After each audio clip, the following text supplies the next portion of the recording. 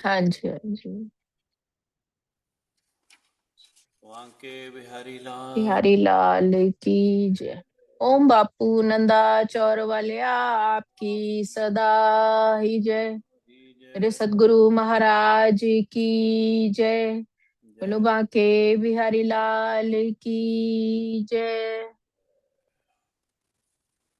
जय जय राधा रमण हरि बोल। जय जय राधा रमण हरि बोल।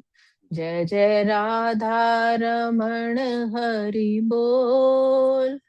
जय जय राधा रमण हरि बोल। जय जय राधा रमण हरि बोल। जय जय राधा रमण हरि बोल। जय जय राधा रमण हरि बोल। जय जय राधा रमण हरि बोल। जय जय राधा रमण हरि बोल। जय जय राधा रमण हरि बोल। बाके बिहारी लाल की जय। प्यारी सात संगत जी, गीता पाठ श्रवण की तरफ चलते हैं। वसुदेव सुतं देवं कंस चाणूरमर्दनं देवकी परमानन्दं कृष्णं वन्दे जगद्गुरुं। कृष्णं वन्दे जगद्गुरुम्। ॐ श्री परमात्मने नमः। श्रीमद्भगवद्गीता अथ त्रयोदशोऽध्यायः। प्यारी सात संगत जी 13वें अध्याय का श्रवण कर रहे हैं और श्लोक क्रमांक हमने 21 तक श्रवण किए थे। आज अगले श्लोक में प्रवेश करेंगे। पिछले श्लोकों में हम श्रवण कर रहे थे प्रकृति और पुरुष का प्रकरण, कि परमात्मा क्या समझा रहे हैं, कि प्रकृति क्या है, पुरुष क्या है। थोड़ा सा सारांश लेते हैं। पिछले श्लोकों में प्रभु ने अपने मुखारबिंद से ये संदेश दिया कि हे अर्जुन, एक प्रकृति विभाग है और एक पुरुष विभाग है। प्रकृति अर्थात शरीर और संसार जो निरंतर परिवर्तनशील है, और आत्मा तथा परमात्मा ये पुरुष विभाग में है। विवेक दृष्टि से देखें तो दोनों विभाग एक दूसरे से बिल्कुल अलग है। किंचित मात्र भी कोई संबंध नहीं है। प्रकृति तो असत, जड़, दुख रूप है, और जो पुरुष है वो सत्य, चित्त, आनंद स्वरूप है।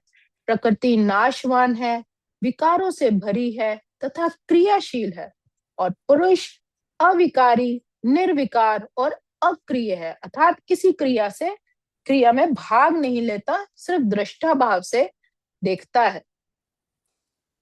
तो गीता के प्रारंभ में भी भगवान ने इन्हीं विभागों का वर्णन किया था। शरीर, शरीरी, देह, देही, सत, असत।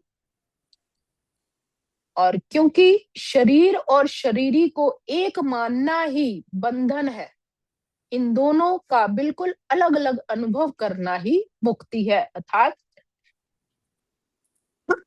अभी शरीरी किसको ये कहा? शरीर तो शरीर है, ठीक। शरीर के अंदर रहने वाला शरीरी। हाँ। एक हो गया शरीर जो जड़, मतलब इसको साधारण उसमें समझते हैं शिव और शक्ति। जैसे अभी पीछे भी हमने शिवरात्रि, महाशिवरात्रि मनाई थी। शिव और शक्ति, शिव जो है यहाँ पर चेतना स्वरूप है, तो वो हो गया हमारा पुरुष। और जो शक्ति है वो हो गई पार्वती, जो ऊर्जा स्वरूप है, जो क्रियाशील है। तो भगवान शक्तिमान है और प्रकृति उनकी शक्ति है। तो ज्ञान की दृष्टि से शक्ति और शक्तिमान दोनों अलग अलग है, क्योंकि शक्ति में तो परिवर्तन घटता बढ़ता रहता है, शक्तिमान तो ज्यों का त्यों ही रहता है। परंतु भक्ति की दृष्टि से शक्ति और शक्तिमान दोनों एक ही हैं, क्योंकि शक्ति को शक्तिमान से अलग नहीं कर सकते। अर्थात शक्तिमान के बिना शक्ति की स्वतंत्र सत्ता ही नहीं है। अगर हम खाली शिव का स्वरूप देखें, चेतना, खाली चेतना स्वरूप है, तो अकेले उनकी सत्ता नहीं है, और उनके साथ जब शक्ति जुड़ जाती है तभी वो शक्तिमान, मतलब उनका स्वरूप। हालांकि परमात्मा में दोनों ही स्वरूप निहित है, शक्ति के कारण ही शक्तिमान है, और खाली अगर शक्ति हो तो उसका भी कोई स्वतंत्र अस्तित्व नहीं है। तो ये एक दूसरे के पूरक है, शक्ति और शक्तिमान। तो उसी तरह हमारे शरीर में भी जो भी क्रियाएं होती हैं, हमारे जो शरीर है वो प्रकृति उसको कहा गया है। मन, मन के अंदर जितने भी भाव आते हैं, हमारे शरीर से जो भी क्रियाएं होती हैं, आत्मा उसकी दृष्टा भाव है, वो पुरुष है। तो ये प्रकृति और पुरुष का प्रभु ने बताया। तो जीवों में शरीर और इंद्रियों की विभिन्न अभिव्यक्तियां प्रकृति के कारण होती है। हमारे शरीर से जितनी भी क्रियाएं होती हैं, इंद्रियों तृप्ति के लिए जो भी क्रियाएं होती हैं, वो प्रकृति के कारण ही होती हैं। और कुल मिलाकर 84 लाख भिन्न भिन्न योनियां हैं, और सभी के क्रियाकलाप अलग अलग हैं, और ये सभी प्रकृति से ही उत्पन्न होती है। जीव के विभिन्न इंद्रिय सुख से जो योनियां मिलती हैं, जो इस प्रकार इस शरीर या उस शरीर में रहने की इच्छा करता है, जब उसे विभिन्न शरीर प्राप्त हो जाते हैं तो वह विभिन्न प्रकार के सुख दुख भोगता है। उसके भौतिक सुख दुख उसके शरीर के कारण होते हैं, उसके स्वयं के कारण नहीं। हमने पीछे भी ये पढ़ा था ना क्षेत्रज्ञ में, कि जैसे जैसे हम अपने कर्मों के बीज बोते हैं, फिर आगे उसकी फसल के स्वरूप में कर तो बैठते हैं कर्म, लेकिन फिर समय आने पर जो सुख दुख की फसल है वो हमें भी काटनी पड़ती है। तो वही यहाँ पर भी कहने कि इस प्रकृति के द्वारा जो भी कार्य होता है, फिर उसका हमें भुगतान देना पड़ता है। तो जीव को अपनी पूर्व आकांक्षा तथा कर्म के अनुसार परिस्थितियों के वश वरदान या श्राप मिलता है।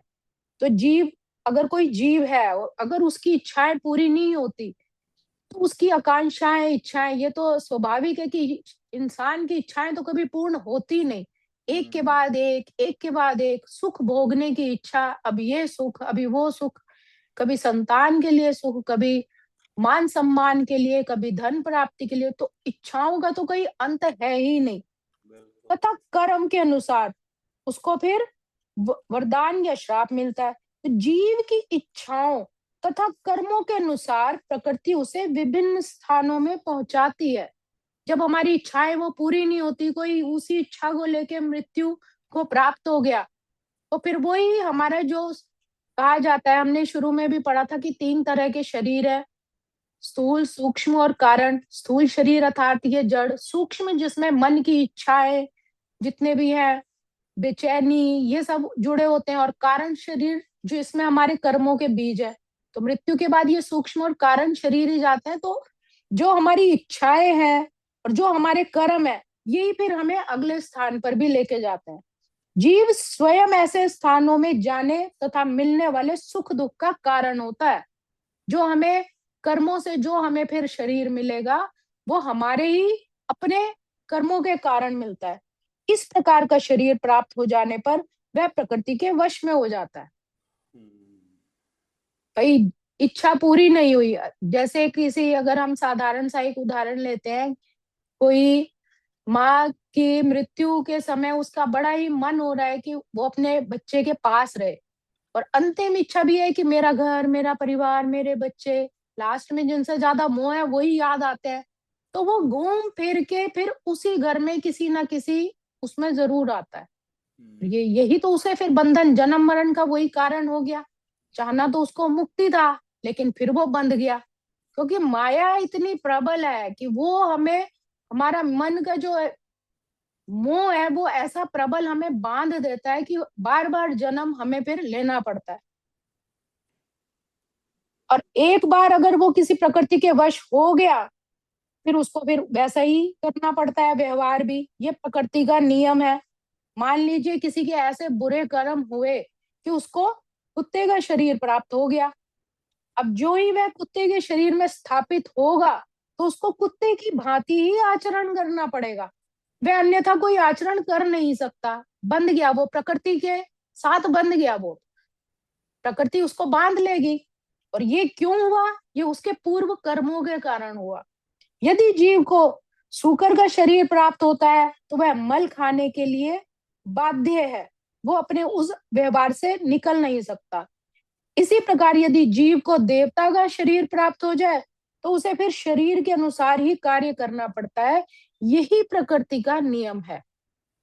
जो हम प्रकृति और पुरुष का जो हम संदर्भ, जो प्रसंग हम पढ़ रहे हैं, तो उसमें ये परमात्मा बता रहे हैं कि प्रकृति के जब हम खुद को सौंप देते हैं ना, अपने इंद्रियों के वश में अपने आप को समर्पित कर देते हैं, अपनी आदतों के मजबूर हो जाते हैं, तो फिर हमें उस हिसाब से ही अगला जन्म मिलता है।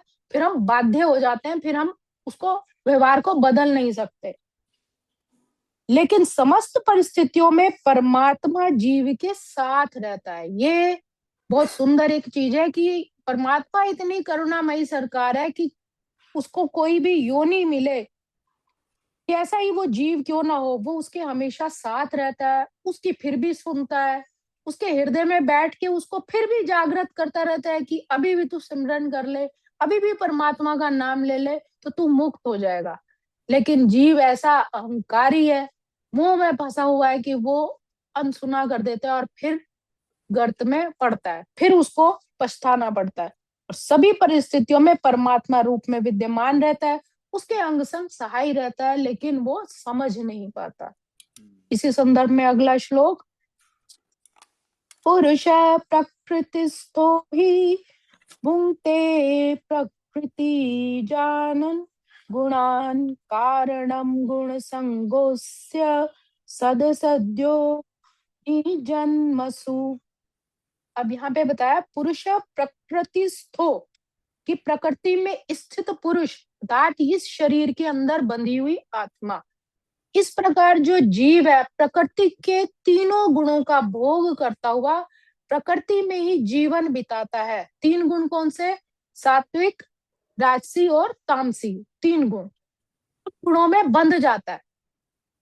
यह उस प्रकृति के साथ उसकी संगति के कारण है, अपने आप को उन गुणों से जोड़ लेता है।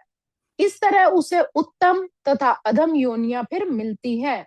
जो कहते हैं ना कि बार बार चोला नया मिलता है, बार बार उसको दूसरा शरीर मिलता है, भगवान उसके पीछे कारण बता रहे हैं कि कारण क्या है, ऐसा होता क्यों है कि एक देह के बाद उसको जो दूसरी देह मिलती है, उसके पीछे कारण है कि वो अपने आप को उन गुणों के साथ जोड़ लेता है। तो यह श्लोक ये समझाने के लिए है कि जीव एक शरीर से दूसरे में किस तरह देहांतरण करता है। दूसरे अध्याय में तो हमने ये श्रवण किया ही था कि जीव एक शरीर को त्याग कर दूसरे शरीर को धारण करता है। जिस प्रकार कोई वस्त्र बदलता है, वस्त्र का परिवर्तन इस संसार के प्रति आसक्ति का कारण है। एक शरीर को छोड़ के जो दूसरा है, अर्थात आया तो संसार में ही, क्योंकि उसके संसार में आसक्ति थी तो संसार में ही दोबारा आएगा, चाहे उसके पीछे उसका कुछ ना कुछ कारण अवश्य होता है। तो जब तक जीव इस मिथ्या प्राकट्य पर मुग्ध रहता है तब तक उसे निरंतर देहांतरण करना पड़ता है। जब तक इस संसार के सुख दुख भोगने की उसकी लालसा बनी रहेगी, जब तक उसकी इच्छाएं शांत नहीं होंगी, तब तक वो बार बार देहांतरण अर्थात उसके देह का परिवर्तन होता रहेगा। कभी कोई किसी रूप में वो जन्म लेगा, कभी किसी रूप में जन्म लेगा, क्योंकि इच्छाएं है ना, इच्छाएं उसे बार बार भोगने पर मजबूर कर देती है। और ये तब होता है जब आप अपने आप को शरीर के ऊपर छोड़ देते हो, प्रकृति के वश हो गए जब। तो भौतिक इच्छा के वशीभूत हो, उसे कभी देवता के रूप में, कभी मनुष्य के रूप में, कभी पशु, कभी पक्षी, कभी कीड़े पतंगे, कभी जल जंतु, कभी संत महापुरुष और कभी खटमल जैसी भी रूपों में जन्म लेना होता है।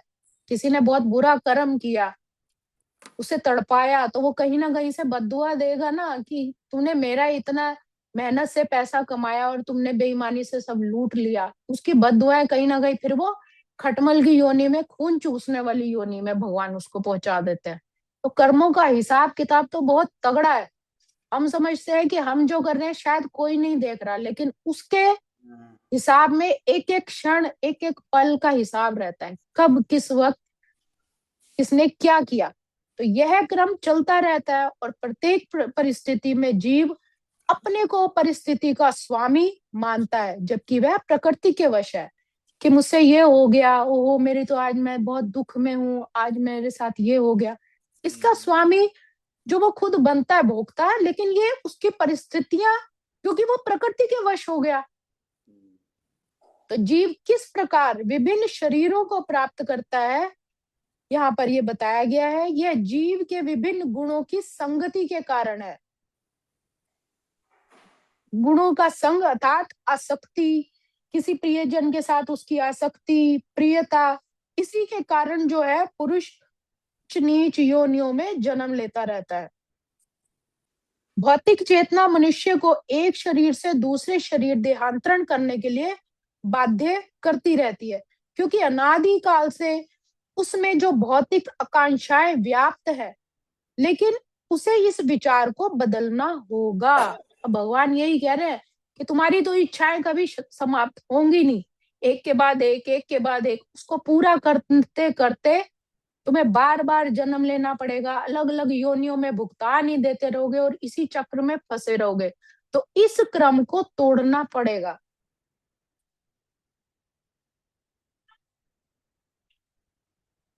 लेकिन इस विचार को बदलना होगा। इस परिवर्तन को हम कैसे बदल सकते हैं? अपने श्रेष्ठ गुरुओं के चरणों में जाकर उनके मुखारविंद से सुंदर वचनों को सुनकर ही हमें इस बात का आभास होगा कि हमें किस मार्ग की ओर जाना है।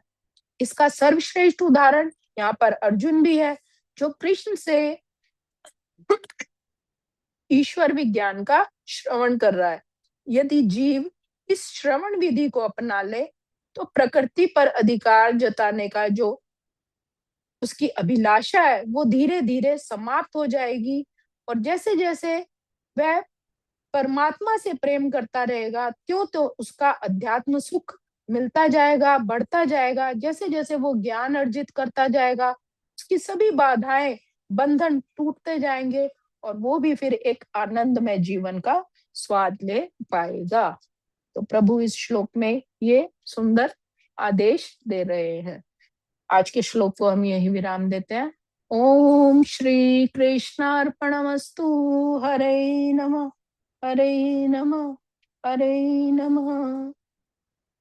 भजमन नारायण नारायण नारायण, श्रीमन नारायण नारायण नारायण, भव से तारायण तारायण नारायण, स्वामी नारायण नारायण नारायण। प्रभा के बिहारी लाल की जय। श्रीमद् भगवद गीता की जय। मेरे सतगुरु महाराज की जय। वाह जी वाह, बहुत सुंदर, बहुत सुंदर श्लोक। प्रभु के मुखारबिंद से निकले हुए भगवान कृष्ण के जय जयकार वो हमारे कानों तक पहुँचते हैं। भैया आपका बहुत बहुत धन्यवाद है। अपना संगीता गाबा, धन्यवाद आपका। जय।